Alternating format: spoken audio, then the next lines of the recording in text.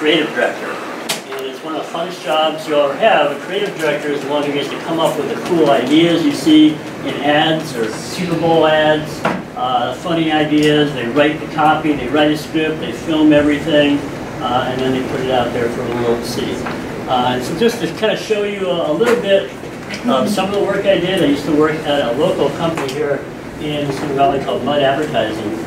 And I just want to show you some of the work that I did there, just to give you a sense of kind of what advertising is all about and the kind of things that we do.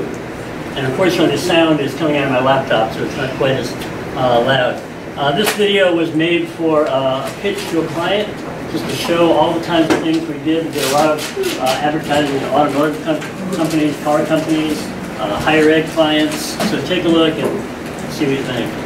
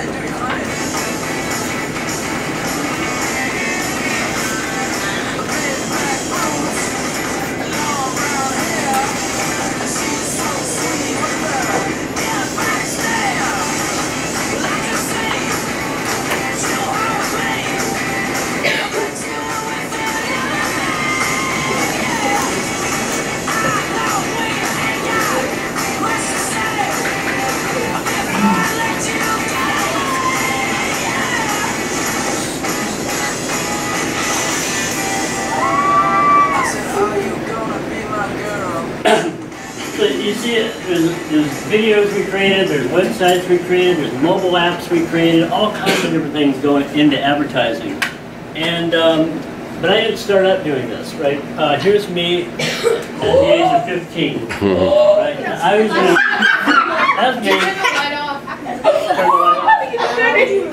in right? I was in a punk rock band, and just like you, I wanted to make music. Right? And at the time, this was 1985. I wanted to make my own music. And at the time, we didn't have computers like the stuff you used in the studio. We had tape recorders and really junky technology.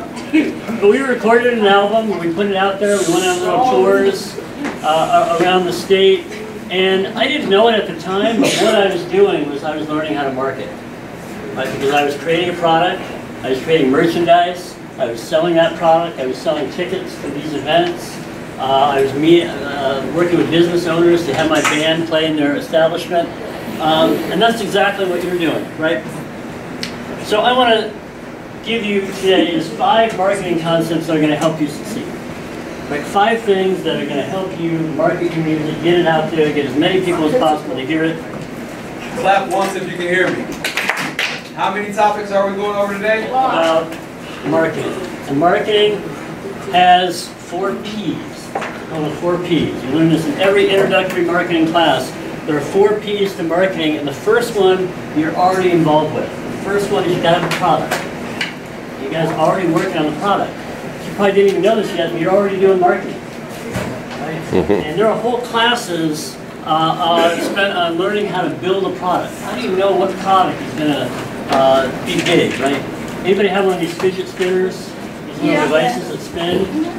Right? So, right, there you go. Right? Somebody invented that. Right? And somebody figured out that this was a product that was going to reach a huge number of kids and be something that would sell really well. Right? So first step is product development. And that's what you're already doing in the studio. You're making music that people are going to want to hear. Can anybody tell Mr. Wilson what their product was that they created on Thursday? The name of their product? Ours was Name Game. What's it called? Name Game. Name Game? Is that a track you laid down? Yeah. Cool. Right. And you've already recorded 4 tracks, is that right? What? 4 songs? Each group has done 1. Oh, each group has done 1. Okay, cool. Right. So once you get your product, right, then you've got 2 more things. You've got to decide on a price You're going to sell this. How are you going to sell it? And you're going to need to distribute it. Now I know you say, wait, you told me 4 P's. That's a D. That is not a P. I know, right? They usually call it place, but that always confuses me, right? What they mean by that is you've got to somehow get your product to a listener, right? Yeah. You can write down product, you can write down price, you can write down place. Those are 3 of the P's of marketing. We're going to get to the 4th one, right? Right? Any of you ever bought music? How much did you pay for it? $5. $5 for like an album of songs or for one song? A CD, right? So there's been a lot of discussion about how much music should cost. Right? In my day, you buy a record, it'd be $15 or $20, right? Now you can buy a song right, for 99 cents. Right? Or anybody use Spotify or Pandora, products like this? Do you pay for those things? No. How do they do? How do they make money? You don't get to pay for people. Ads. Right? Yeah, Ads. Right? What Spotify does is say, hey, we're going to give you this product for free. You can listen to as many songs as you want, but you got to listen to some ads. Yes, sir. Okay. Right? So the last thing, you got a product, you got a price, you got a way to bring it to listeners. What's the last thing you need? You got to promote. Oops, I got ahead of myself here. You got to promote it. Right? And promotion is all about sales. Right? That's the other P. Right? So we got a product. That's the first P. You got to put a price on it. That's the second P. You got to put it in a place or distribute it to a place where a consumer can buy it, and then you got to promote it, or else nobody's going to know about it.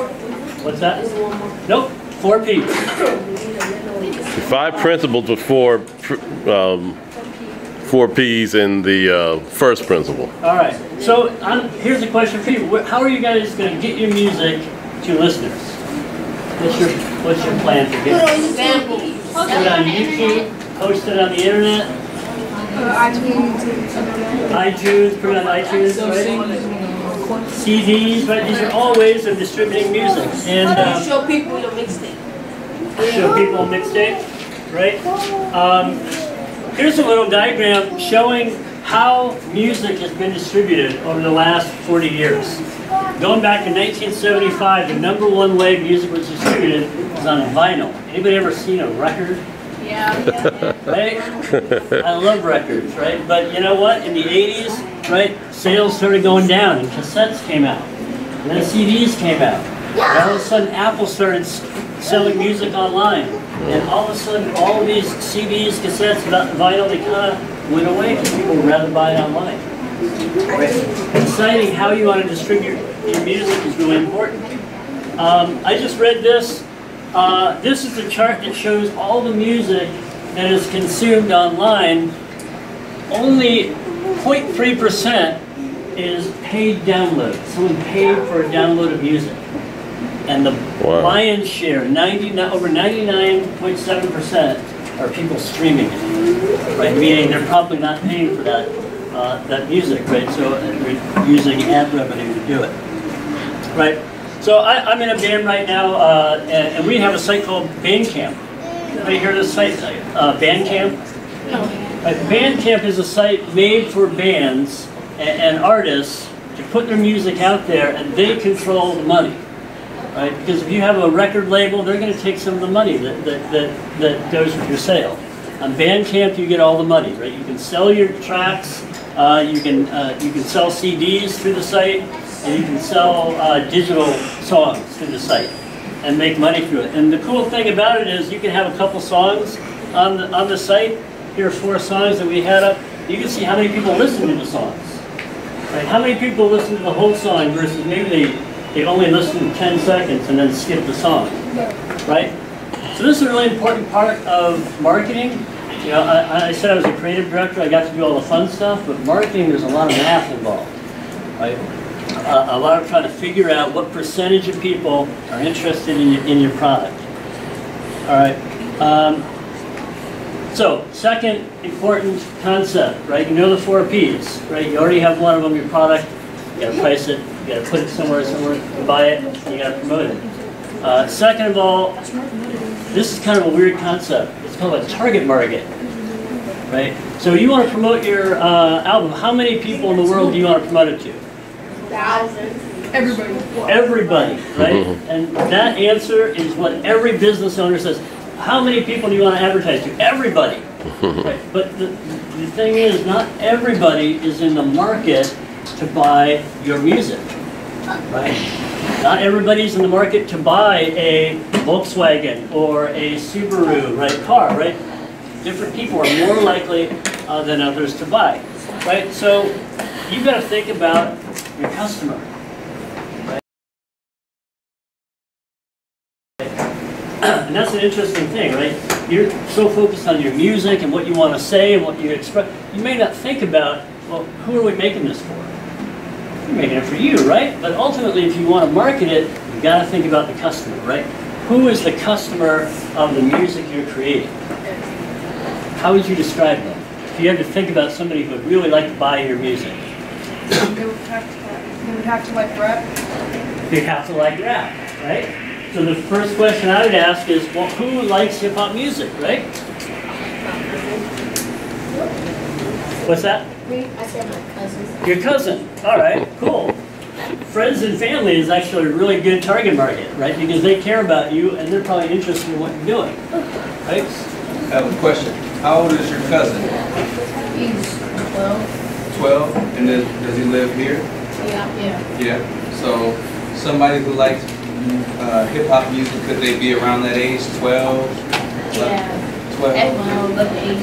Right? Age is actually a really important factor. Right? I did a little research on hip-hop fans, and I want to share a little bit of it with you. I found some research on the average age of a hip-hop fan, right, and how that differs from the general population, right? So this yellow line is the percentage of that population who are hip-hop listeners, right? And the blue line is the percentage of that population that are the general public.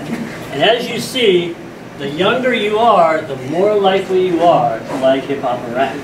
And the older you are, the less likely you are to like hip-hop and rap. I shouldn't even be listening to it. Right? According to that. You don't want, when you're promoting your albums, you might not want, people like Meech and I to see it, because there's a lower chance that we may respond to it, right? But if you're between the ages of 14 and 44, right, there's a pretty good chance you like hip-hop, right? You're more likely than the rest of the population to do that, right? So this is what marketers do. They try to figure out, if we're going to spend money on advertising, who are we going to advertise to?